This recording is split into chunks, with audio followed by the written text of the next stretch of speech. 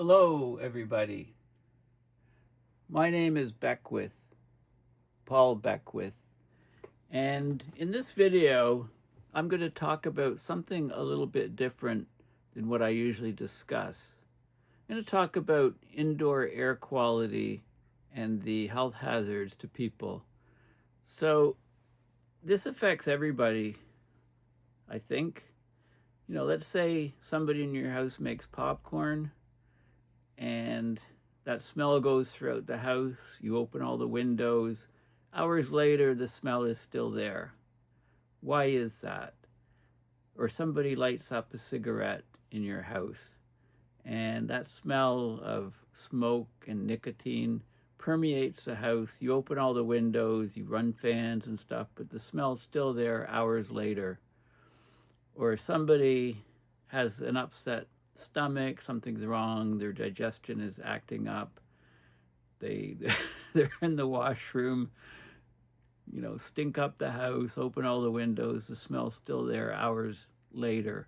Or somebody uses a spray spray can and puts hairspray on, or sprays deodorant on, or something, or they're cooking something and there's this smell which permeates the house and it just doesn't disappear. So what is going on? So I put on my Sherlock Holmes detective cap and have been researching what's actually happening. And it's very interesting findings, which is part of the way to trying to alleviate some of these things. So let me start with this paper here.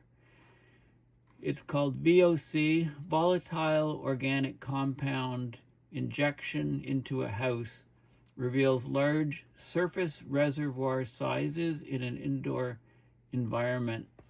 So bottom line is the chemicals that are causing these smells basically stick to the surface. They stick to paint surfaces, or they go through any permeable substances, which if you look at them under a microscope, there's lots of surface gaps and holes. These organic compounds can go in and basically stick to the surfaces, or they can stick to dust particles that are on the surfaces. So things like paint or concrete or wood. Those are three very, very important materials that have pores which these chemicals can go and stick to. And that way, you can clean all the air out, but it's still going to be outgassing from these surface materials for many hours to come, causing indoor contamination. And it's especially acute in the winter when the house is better sealed. If you're in the winter and it's cold outside, the house or apartment is sealed quite a bit. It's quite airtight, so this smell, these chemicals can permeate from the surfaces. They can outgas from the surfaces, come back into the air, and cause environmental effects for hours or even days after the initial contamination. So this is a paper, a PNAS paper, research article, Environmental Sciences. It was just published today, September 22nd, 2025. So let's have a look at what it talks about, because I think this is very important information. So organic contaminants, it says they partition to indoor surfaces. So what do they mean they partition? Well, it basically sticks or gets trapped on indoor surfaces. So it gives rise to human exposure via dermal uptake. So these contaminants can actually stick to your skin, and then they can go through your skin into your body. It's a non-dietary ingestion pathway. It's the way these chemicals can get into your body without, in something that you're not eating. The total partitioning capacity, in other words, how much of these chemicals can go and stick to the indoor surfaces or be absorbed on the indoor surfaces, it's not being experimentally quantified in the built environment. So what they did is they got a test house for this study. they injected various organic contaminants in known quantities into the air, and they determined the degree to which these contaminants actually partition out or stick on indoor surfaces. The estimates of the total surface partitioning capacity, so the capacity of the surfaces within your house to absorb these chemicals, is much larger than if the reservoirs were just taken to be thin organic films forming on smooth, impermeable surfaces, like on your fridge, for example, metal surface, or on windows, glass windows, right? You can get a thin film of these organics going onto these surfaces, but the absorption, the capacity of the surfaces to absorb these materials is far greater than if you just get a thin film on smooth, impermeable, hard surfaces. So this directly affects the assessment of how humans are exposed to contaminants that undergo partitioning between indoor air and surfaces. So, as we find out there's more and more effects of plastics on human health, plastic particles getting very small and then going right through cell walls into the brain, into organs of the body, the PFAS, forever chemicals, how different parts of the human body are affected by different chemicals is becoming more and more known. People that lather deodorant on, for example, every day without fail, well, sure, it makes them smell nice, but are they, what about these chemicals going through the skin into the body? So these sort of things are being thought of more carefully now. So the total partitioning capacity of indoor surface reservoirs determines the mechanism by which humans receive non-dietary exposure to organic contaminants via, inhalation, right? Just inhaling the chemical that's in the air. Dermal uptake, so these chemicals form films on your skin and then they go right through the skin into the human body. That's a dermal uptake. Or just in ingesting dust, right? The dust could be composed of many chemicals, and many organics can actually condense on dust particles. They act as nuclei for aggregation of the chemicals, and then that can also cause problems if you inhale it directly. But this is an area of fairly new research. The capacity is largely unknown. Surface organic films, they're everywhere, ubiquitously present, but have a low partitioning volume. So they don't actually, the volume of the organics that goes into these thin films on surfaces is quite low. These films are only tens of nanometers thick. But there's other surface reservoirs like building materials and furnishings that are permeable or porous.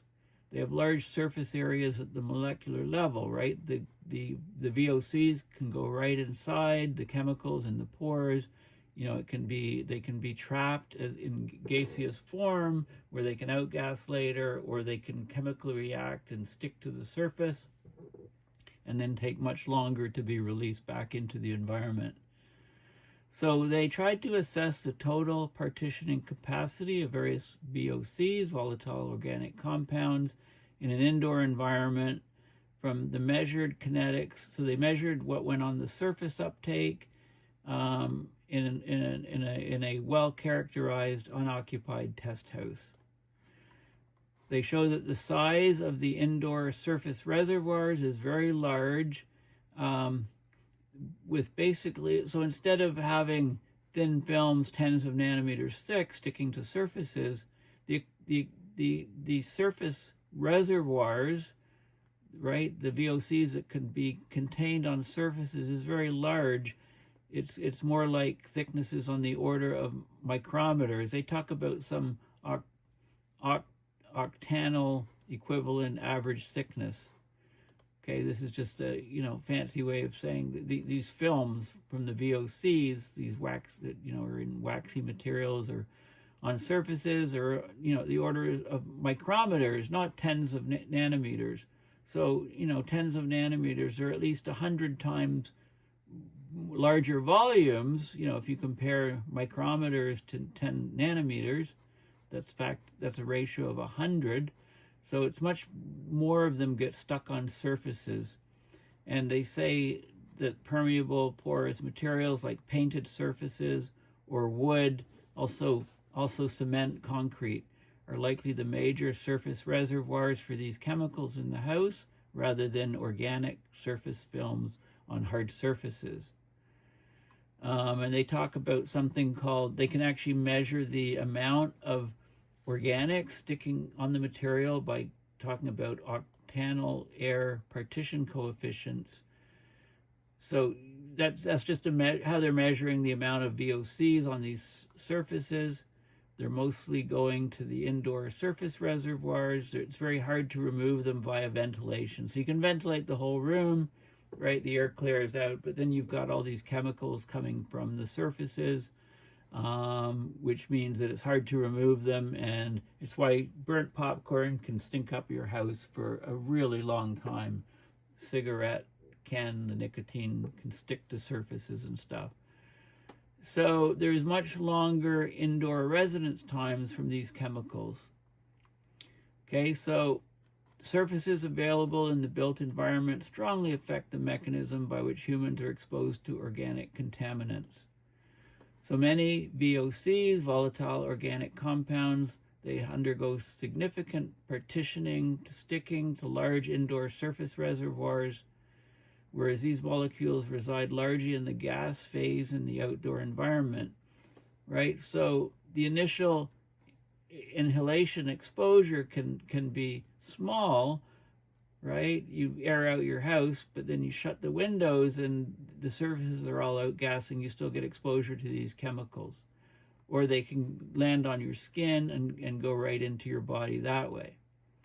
Okay, so think of what things introduce organic chemicals into indoor spaces, and that's like via cooking, cleaning, use of personal care and other consumer products, right? So they tried to do controlled chamber studies with specific chemicals to see how they stuck. And, like carpets are particularly bad, for example. Carpets just trap all kinds of stuff. Glass, it's just a film on the surface. Metals, not so much film on the surface, but paint and wallboard and cement, and wood, right? They all have, if you look at wood under a microscope, it's got all kinds of pores and stuff, and these chemicals get in there. So they really tried to look at how long it took for the materials to stay and to outgas. And it's very variable depending on the type of house furnishing materials. So the rate of diffusion from the gas surface interface, impermeable materials like glass, it can happen quickly, but other things, it can take hours and hours for the chemicals to come out of the surface. Okay, so let's have a look at the those are the key points. Let's have a look at the data, the figures. Okay, we'll go back here. So this is they've got a room here. This is this is where they have basically they have a VOC mixture, and they put in air and it pumps out the mixture air, and this is the source of it here and how it contaminates into the places looked at. They've got instrumentation in the house. If you're cooking popcorn in the kitchen or you use the bathroom, and have digestive problems, somebody lights up a cigarette, somebody uses a spray can to spray something on their hair or on a pot for cooking or something or else, they have air coming in, ventilation here, there's fans, they sample here, they do spraying here, right? So they try to control the environment, and then they model all these different things. So this is the HVAC recirculation, and this is the room where the stuff is released, and the rest of the house, and there's different flows inputs and outputs, infiltration, exfiltration, mechanical ventilation. There's reversible absorption onto surfaces, emissions. Okay, so they try to model this whole thing. And here's some of the results. Okay, so this is the basically stuff that they're putting into the house in known quantities. So isoprene, and these are the measurements of the decay rates of the isoprene. This is time in hours. So, from here to here, the half-life is what, a couple hours. There's a model to simulate this based on 10 nanometer surface films, and there's a model using larger reservoirs. So some of the chemicals don't go and stick into the larger reservoirs like the wood or the paints or concrete, etc. Other ones do. So this is toluene. These are all different chemicals. So they look at the behavior, and it depends on the molecular properties of the molecule, how large the molecule is, how sticky it is. Is there electrical sticking to surfaces? Is some of the gases trapped in pores? Okay, so some of these chemicals reacting with the actual surfaces that they're going to, right? So they looked at all different things here, and here's this is a half-life in the surface reservoir of various chemicals. So this is like no storage in the reservoir. Basically, a millisecond is the half-life time for the concentration to reduce by half. Okay, so HONO, just no stickiness. Then you go up here, and you can do a linear fit to all these different chemicals that are on here. A lot of the names are unrecognizable, but there's formaldehyde. You're probably familiar with that smell from high school biology. No longer use formaldehyde. Probably shortened everybody's life in the lab by a certain amount. The nicotine's here. Nicotine. So this is a day. This is a logarithmic scale. So this is an hour. Things that are just in the gas phase are generally less than an hour. That's the green thing. These are things that stick to the surfaces, and these are things that basically, chemically bond to surfaces, basically. So we've got, nicotine sitting here, right? It's like the smell of nicotine. Somebody smokes a cigarette in your house, it can smell like nicotine, like cigarette, for over a day. Okay, popcorn's probably somewhere, slightly less than nicotine here. Bathroom smells, probably, more like more like between an hour and a day. They can last a long time too. Some things here that go into the system, absorbed in the walls, they can be there 100 years. So think of these materials getting onto dust particles, and if those dust particles are spread about the room and you inhale some of them, right? Or they go on your skin and they can permeate through. There can be all kinds of health effects from that. So let's go back to the paper. So yeah, it basically talks about the details of what they did, how they basically examined the flows and stuff, and they measured the decay profiles. I've shown you the key results. Let's just go down to the you probably want to read the details if this is very concerning to you. They use different models, persistence of indoor pollutants in surface reservoirs. Right, they were motivated by recent studies on the persistence of smoke-related VOCs indoors and the residual impact of wildfires on urban residential homes. So if you get wildfire smoke in your house, how it can be so persistent, because some of the chemicals in the smoke can actually get absorbed onto surfaces and then be emitted over time. So they looked at the time scales that indoor pollutants will be removed from surface reservoirs in the test house under uniform concentration conditions.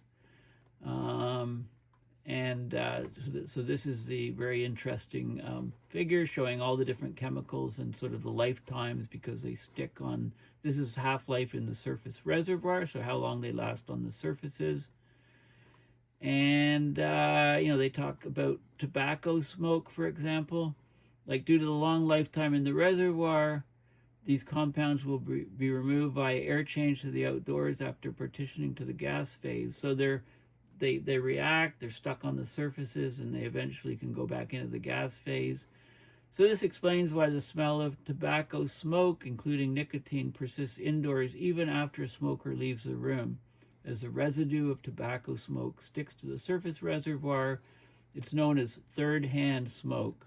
Okay, so the smoker gets first-hand smoke, person near the smoker gets second-hand smoke directly from the chemicals in the air from the burning cigarette of the person who's smoking near them or across the room from them, but in the same room. Third-hand smoke is the smoke that actually gets absorbed to surfaces and then slowly goes back from the surface into the gas phase.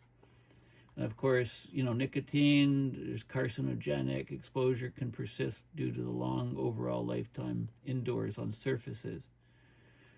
Okay, they talk about many of the smoke-related compounds. By regular and enhanced ventilation won't get rid of them. So you need surface cleaning activities like vacuuming, mopping, and dusting to physically remove them from surface reservoirs. And they talk about some of the things that are on surfaces for years, right? And there's one called DEHP. It's a plasticizer. These are put into plastics, hard plastics, to make them like soft plastics, like your water bottles. They can persist in surface reservoirs like house dust. They're endocrine disrupting chemicals. They can exacerbate asthma and allergic symptoms. Okay, so there's a wide variety of lifetimes of materials on surfaces. This has huge implications, as you can imagine, for the indoor environment. It's been known for a long time that indoor surfaces are important reservoirs for many organic contaminants. But the degree to which these molecules are partitioned between the gas phase and the complex array of indoor surface materials is yet to be established.